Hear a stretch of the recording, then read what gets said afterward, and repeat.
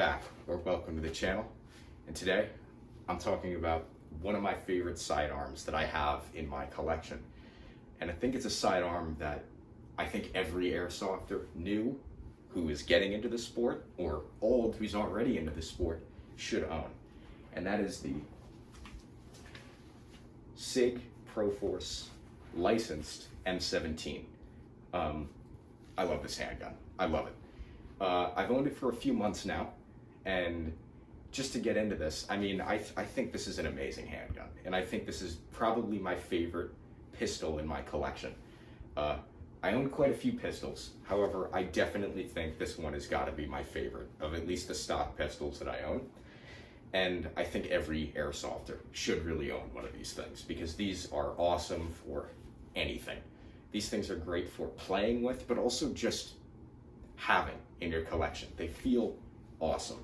And I'm gonna get into the deep dive.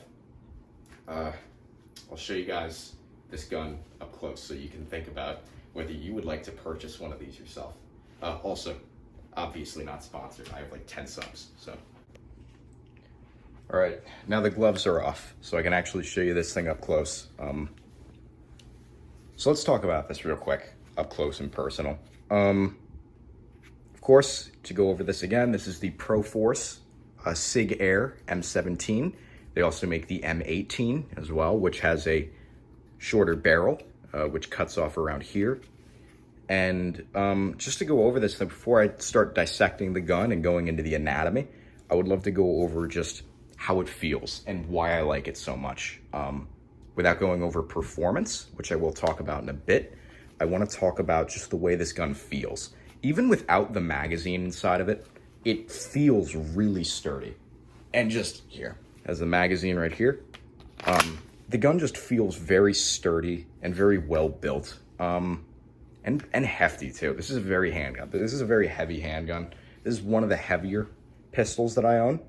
And after shooting like the real life P320, along with the M17 airsoft version, they're very similar in weight and feeling as well. It's like weight distribution are pretty similar on both of them. So this is a pretty realistic handgun. If you really want to go in, if you don't really care about shooting, and you more just care about like cosplaying or just having a cool pistol, a cool piece around, this is a great gun. So now let's actually go into the anatomy. First of all, mag release. It's not ambidextrous, but to pull out the magazine, just pull the button or push the button and pull the magazine out, or let it drop. As for the magazine itself, this is the CO2 mag. As you can see, I've got a canister in it. There's a button here to release the gas, which comes out of this port. There's the spring where you load the BBs in there, pull the spring down. Unfortunately, there is no locking mechanism on the magazine, so you kind of just have to hold this down and push the BBs in. If you don't really have long fingernails, it's kind of a pain in the ass, but it's whatever. 21 rounds can be held in this magazine, and you have this neat little tan cap with some texturing and also the Sig logo as well. It's a steel mag or full metal, so with the exception of the cap. So back to the gun.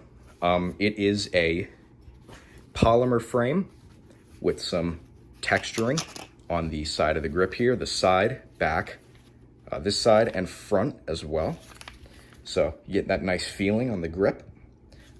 Iron sights, you have a post and a sort of U-notch back here. I think that's the term for it.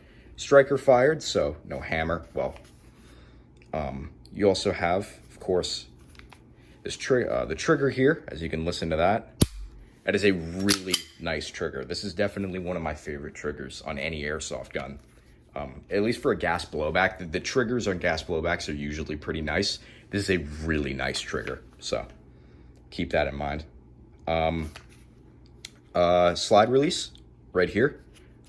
Basically, if you don't have a magazine in, the slide will not lock back, so you do need to push it up and it'll lock in place. It's also ambidextrous. Push it down to push the slide forward, and safety.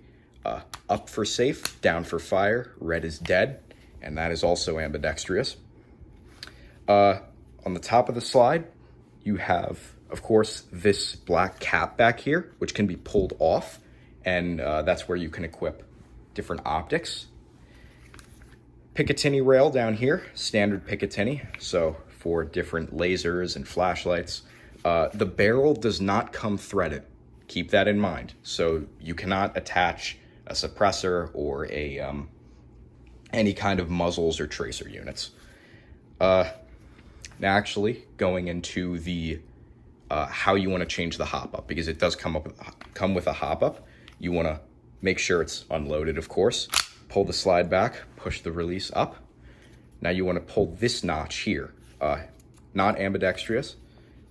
Push it all the way and sort of guide the slide forward. And then you have the frame and the slide itself. All the metal components and whatnot, things, the trigger mechanism in there. And then on the slide itself, you have, of course, you have the slide, the inner barrel, the spring.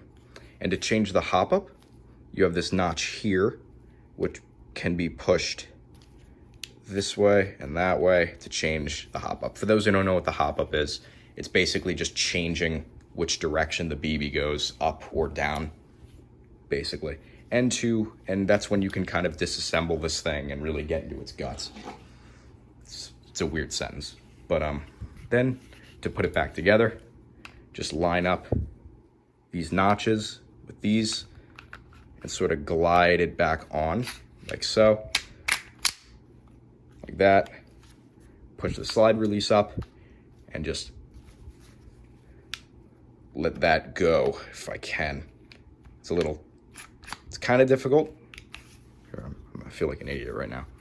This is not that hard. I don't know why I'm struggling here. Oh, I'm an idiot. You need to, there we go. And then you have the slide, it's back in place. Trigger again. I love that sound. And that's the basic anatomy of this thing. So I'm gonna give you a few more specs and then I'm gonna stop talking and I'm gonna show you this thing in action and put a few rounds down range with it. All right, so going over the full listing and whatever, all this fun stuff. Of course, I'm on evike.com. You have the full name here. Price listing is $169.99. And you have all these different variants as well, which come with extra magazines, holsters, red dots, whatever. I got the standard tan CO2, but there's also a tan green gas and also in black as well. You have different features, which I'm not going to bother reading. And the FPS range, which is 340 to 360, and all the different specifications as well. So those are just the basics of the gun as well, if you're really thinking about buying it. All right, so got the gun here, got a fully loaded magazine, fresh canister, 21 rounds, and I'm just using .25 BBs for anyone wondering. So here we go.